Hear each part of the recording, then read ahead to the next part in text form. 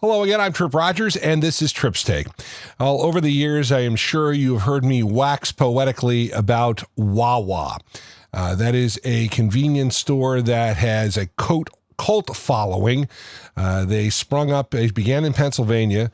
They went to the Jersey Shore, and that's where I first became acquainted with them. And now they are taking over Florida, and they're going to come up the 95 corridor. Well, I was blessed to be invited to attend the groundbreaking of one of the newest WAWA stores in Pooler, Georgia, on May 1st. And I was a VIP.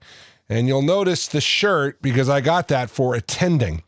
And I have to say this. I love WAWA. The stores are, it's very, it's like McDonald's. You get the same type of quality in every store. It's not different. The WAWAs in Florida are just as good as the WAWAs in New Jersey. There's a couple of differences, though. The New Jersey stores have pork roll, egg, and cheese, whereas the other stores don't do that, which, okay, maybe we need to work on that. But the WAWA subs are just, people remember them, and they are expanding their food entrees.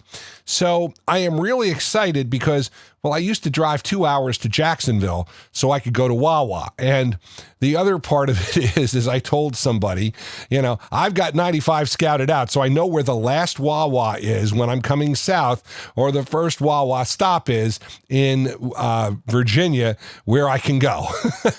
Yeah, I'm that guy. I am that bad. And I have to say, they know how to do a groundbreaking. This is just a groundbreaking. We're not going to see the store. They say first quarter of 2025. I'm keeping my fingers crossed. I'm kind of hoping the first quarter means January. But they know how to do an opening, and they put the coming soon sign up, and, they had the groundbreaking shovels, the whole 9 yards. They really know how to take, and they know how to take care of the folks because, we had the taste of WAWA, and they had plenty of beverages and plenty of food for everybody, and of course, WAWA coffee. So I want to thank the folks at WAWA. I really was so happy to be included as a VIP, and the funny part of it is they actually took time to read my story that I submitted, and they called on me even during the ceremonies, which like I said, I was rather pleased at. So I'm still want to be the first person to be at that new WAWA in Pooler. And we'll see what happens with that. But I've dropped the gauntlet down. I said I'm going to be the first person. So, but that's one thing I have to talk about. May 1st means the month of May starts, and it is one of the best sports months. I talk about April, and April's pretty good because you got, start of the baseball season usually around April 1st, but it was last weekend of March this year. You've got March Madness, the finals of the NCAA championship. You got the Masters golf tournament. You've got the start of the NBA playoffs, and you got the start of the NHL playoffs. Well, in the month of May, you've got the Kentucky Derby to start it off with, and you bookend at the end of the month with the Indianapolis 500, which is the greatest spectacle in racing.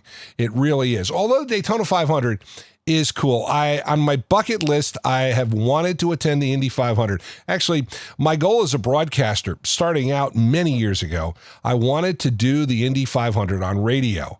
Closest I came was the fact that I had the Indy 500 on a couple of radio stations I worked at because I said, I want to carry it. I want to carry the Indy 500. And that meant I had to go in and run the program, but that's okay. It doesn't bother me one bit. But the Indianapolis 500 has always been, again, it was probably the first race I really became interested in because of A.J. Foyt. I was a big A.J. Foyt fan. And of course, he was the first four-time winner of the Indianapolis 500. But the month of May it's so great. And the Kentucky Derby, it is the first weekend in May. It is the Run for the Roses. It is just classic sports. And it again, 20 horses going to see who is going to be the best, and the start of the Triple Crown. Although there is some talk about shortening the length of the Belmont Stakes. They're going to do that because they're moving the race to Saratoga for the next couple of years. I'll be interested to see whether or not we can get more Triple Crown winners, because we went through a long time without a Triple Crown winner, and it always seemed to be that Belmont Stakes that would always trip horses up. Well, Saturday, of course, again, it's the Run for the Roses, which is great at Churchill Downs.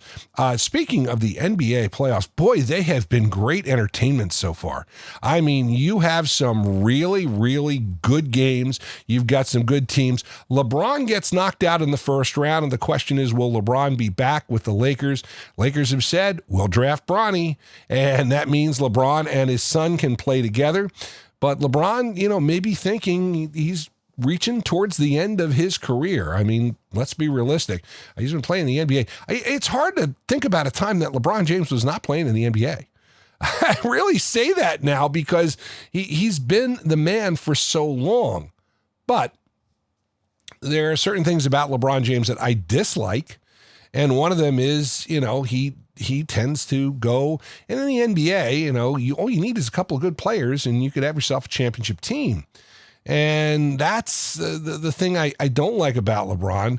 I mean, he left Cleveland when they were on the brink and went to Miami, won a couple of championships in Miami, went back to Cleveland, won a championship in Cleveland, and then went to the Los Angeles Lakers, won a championship. I mean, he's a winner, don't get me wrong.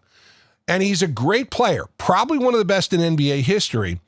But there is something about this, I'll take my talents to Miami, blah, blah, blah. The decision, just doesn't sit well with me. And that's why I'm not a huge LeBron fan. I never have been. But I can't deny his greatness. As I've always said, I think the greatest player in NBA history was Wilt Chamberlain. Chamberlain changed the game. And there are people say Michael Jordan was the greatest player in NBA history. And I can't argue that, but I say, well, my money, Wilt Chamberlain was. You can't forget Bill Russell. All those championships he won with the Celtics. You can't knock it, although it was a different NBA back then. It was a different NBA when Wilt Chamberlain played, but he was a dominant player. He won 2 championships. That was the knock on Wilt, but I still think, and I got a chance to see Wilt play, and I was really grateful. Kareem Abdul-Jabbar, got the chance to see him and Magic Johnson play towards the end of Jabbar's career, but it was still great to see him play, and he was also a good player. NBA, it's kind of different because it's only 5-on-5. And again, you get a couple of superstars together and can dominate. I'll be curious to see how Team USA does this summer, both the men's and the women's. I mean, if you're following the Caitlin Clark story, I mean, she is getting a lot of press, and it'll be interesting to see how she does in the WNBA this year. And also, there's the question of, will she play on the Olympic team? Because she couldn't participate in the trials because, Iowa was playing in the Final Four. But they're going to give her a pass. They're going to see how she does in the WNBA, and I think it'll be interesting. But Caitlin Clark certainly is a story, and I'm pretty sure NBC is sitting there going, please, please, please, please, please, we need Caitlin Clark. Speaking of NBC, media news this week, actually a couple things I want to hit on real quick. But supposedly NBC has turned in an astronomical bid for NBA games. They want to get back in the ball game. And it looks like possibly TNT will be shut out of the new NBA media rights deal. If the stories are true, ESPN will keep the finals, ESPN, ABC, Disney, of course, and Amazon will now get a chunk of the NBA media rights, which is something they want. And someone's not going to be happy. I mean, TNT has been a rights holder, and of course, inside the NBA is one of the best, if not the best, sports pregame and post-game shows with Barkley and Shaq and Kenny Smith and Ernie Johnson.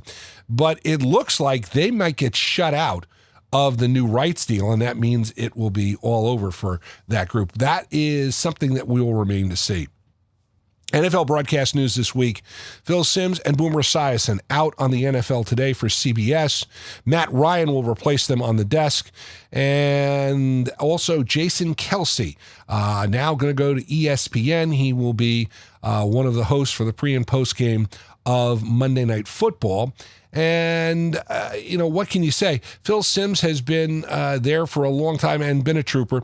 Boomer Esiason, you knew there were going to be some changes because all the contracts were up this year, and The story, of course, CBS Sports is the longtime president, Sean McManus, stepping down. David Gerson's going to take over, and I think he wants to make his mark. And the other part of it is that they're going for younger people. And I think that NFL Today broadcast is probably going to center around Nate Burleson. They re-signed James Brown for a couple of years, but I don't think he is going to. Again, this is going to be his last contract. James Brown is a great host. Don't get me wrong. Just as Greg Gumbel is a great host, but he's been taken off the NFL broadcast because the network was trying to get some younger people in and rotate some new people in. Nate Burleson will probably take more of a host role, given the fact that he's on CBS's morning show, and he will do that. And I don't knock him. I think he's pretty good, too. And he, of course, does the Nickelodeon games, too, with Noah Eagle. So it'll be interesting to see what happens. And by the way, mentioning Noah Eagle, I have not mentioned the fact NBC announced he will do basketball this year at the Paris Olympics. And so he's getting a very plum assignment from NBC. And of course, NBC doing Big Ten football games in the fall in prime time. And there'll be some Notre Dame games too.